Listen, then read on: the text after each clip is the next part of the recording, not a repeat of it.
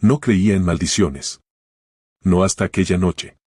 Mi identidad ya no importa, es solo un eco atrapado en la estática de lo que ocurrió. Era presentador de un programa nocturno, de esos que sobreviven en las horas muertas, hablando para insomnes y trabajadores de turnos olvidados. Mi programa, Pulso de Medianoche, se emitía a la 1 de la madrugada en un canal local que nadie veía, Canal 47, una reliquia de antenas oxidadas y señales borrosas. El estudio era un almacén decrépito en las afueras, con paredes manchadas por años de humo y promesas rotas. Las audiencias eran pésimas, pero me daba igual. Amaba el caos de hablarle a la nada. Hasta que decidimos hacer el especial de Halloween.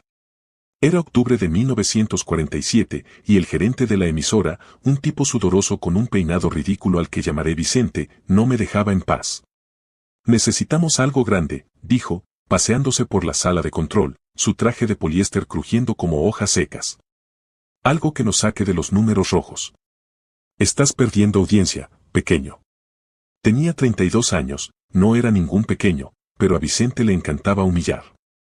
Dejó caer una carpeta marrón sobre mi escritorio. Esto es tu salvación. No lo arruines. Dentro de la carpeta había una propuesta de una historiadora local, una excéntrica que afirmaba haber descubierto un ritual perdido de los fundadores del pueblo.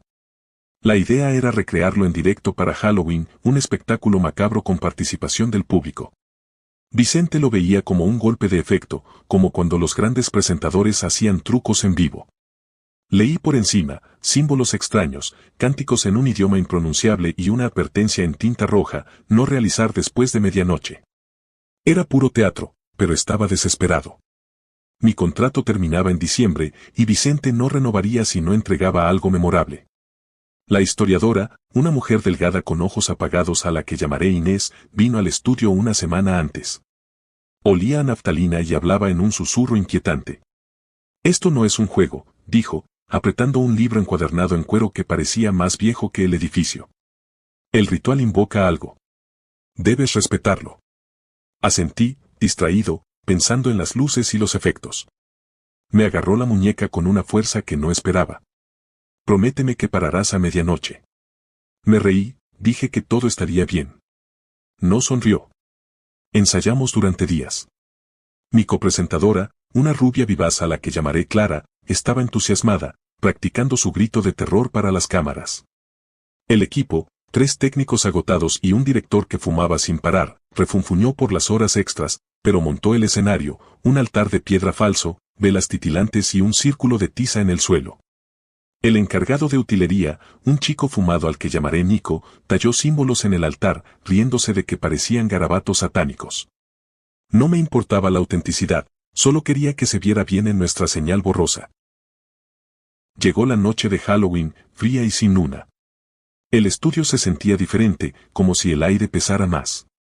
El público era escaso, unas 30 personas, vecinos atraídos por café gratis y la posibilidad de salir en televisión. Entraron en las gradas, sus rostros pálidos bajo las luces fluorescentes. Me ajusté la corbata, una cosa barata que combinaba con mi chaqueta, y tomé mi lugar tras el escritorio. Clara, con un vestido negro de bruja, me guiñó un ojo desde el escenario. La música del programa, un riff de órgano cursi, sonó y entramos en directo. Buenas noches, monstruos y fantasmas, dije, con mi mejor sonrisa televisiva. Bienvenidos a un pulso de medianoche muy especial, donde exploraremos el lado oscuro de la historia de nuestro pueblo. El público aplaudió, aunque sonó más a compromiso que a entusiasmo. Hice bromas con Clara, lancé chistes malos de Halloween e invité a Inés, que había aceptado guiar el ritual. Caminó al escenario, su libro bajo el brazo, y miró a la cámara como si pudiera ver algo al otro lado. El público se removió, incómodo. Inés explicó el origen del ritual, algo sobre colonos del siglo XVIII que hacían pactos con fuerzas del más allá para sobrevivir inviernos crueles. Su voz era hipnótica, y hasta yo sentí un escalofrío pese al calor del estudio. Puso el libro en el altar y empezó a cantar, sus palabras ásperas, como si escupiera cristales. El público se inclinó hacia adelante, atrapado en su actuación. Clara, siguiendo el guión, encendió las velas y trazó el círculo de tiza con mano temblorosa. Yo mantenía el tono ligero, bromeando sobre invocar un demonio para salvar nuestro rating. Entonces, el reloj marcó medianoche. No lo noté de inmediato. El reloj del estudio estaba medio roto, con la aguja de los segundos temblando como un insecto moribundo. Pero Inés se detuvo en seco, sus ojos abiertos de par en par susurró, casi inaudible. Me reí, pensando que era parte del show. Vamos, demos un espectáculo a los de casa, dije, señalando la cámara. El público soltó risitas nerviosas. Clara, ajena, seguía rodeando el altar, su vestido reflejando la luz de las velas. Entonces, las luces parpadearon. No fue un apagón total, solo un pulso, como si el edificio suspirara. El público jadeó, y Nico, desde la cabina, soltó un grito que mi micrófono captó.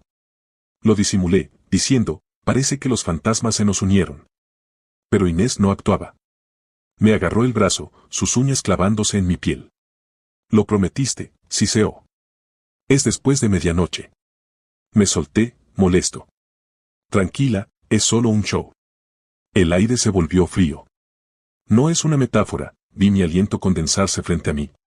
El público también lo notó, sus murmullos convirtiéndose en susurros.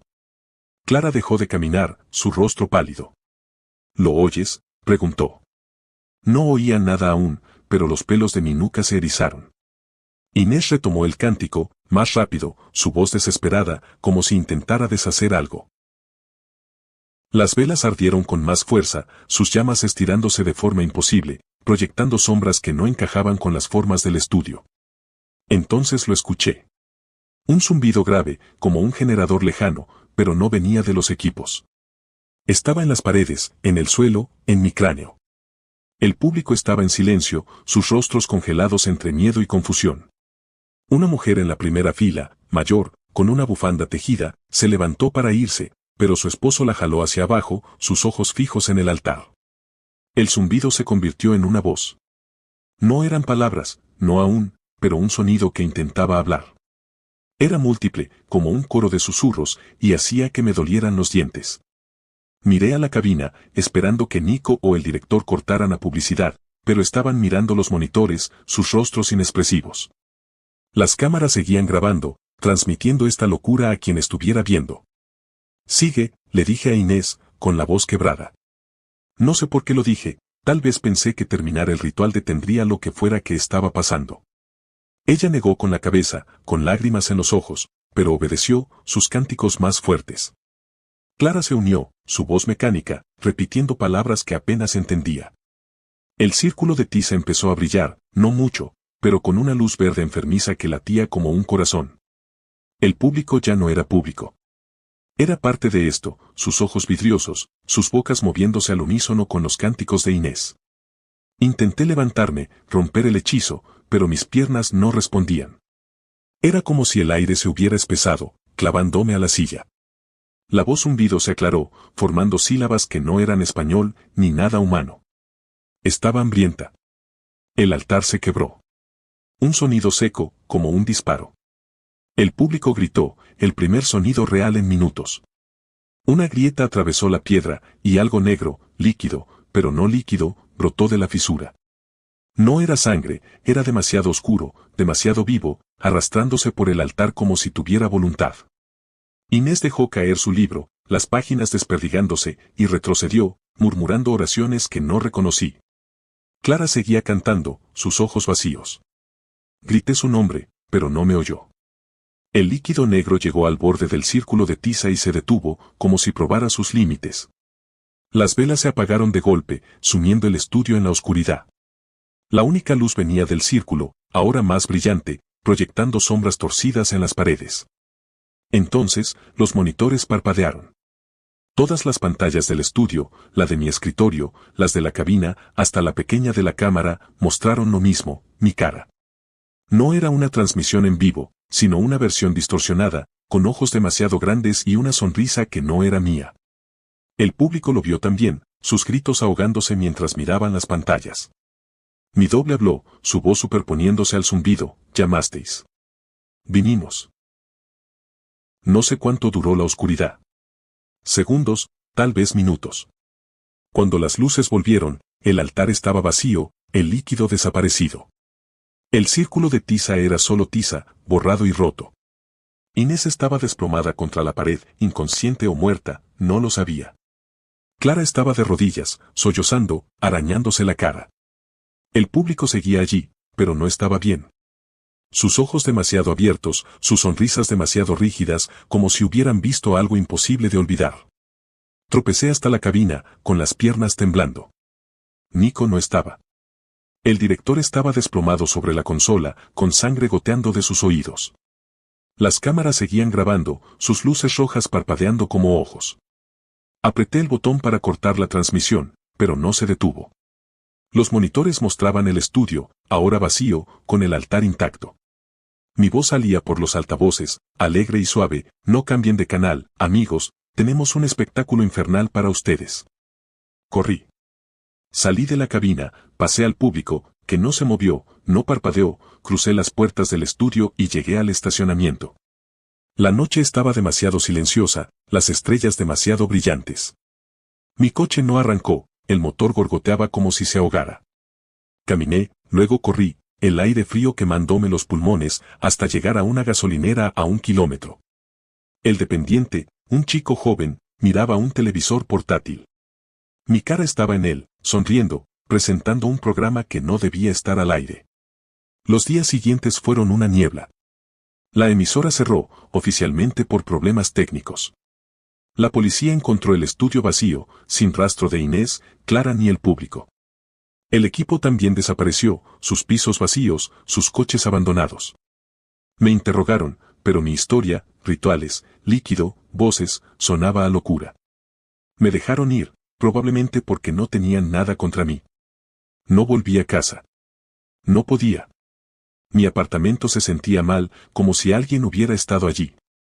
Una vez, el televisor se encendió solo, mostrando estática con ese brillo verde. Me fui del pueblo, cambié de nombre, pasé de motel en motel, pagando en efectivo. Ya no duermo mucho. Cuando lo hago, sueño con el estudio, el altar y esa voz: llamasteis. Vinimos. Lo peor es que la gente sigue viendo el programa.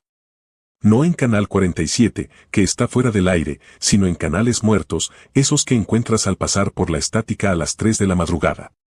Oyentes de radio y usuarios de foros oscuros describen episodios de Pulso de Medianoche que nunca grabamos. Dicen que sigo presentando, sonriendo, invocando algo.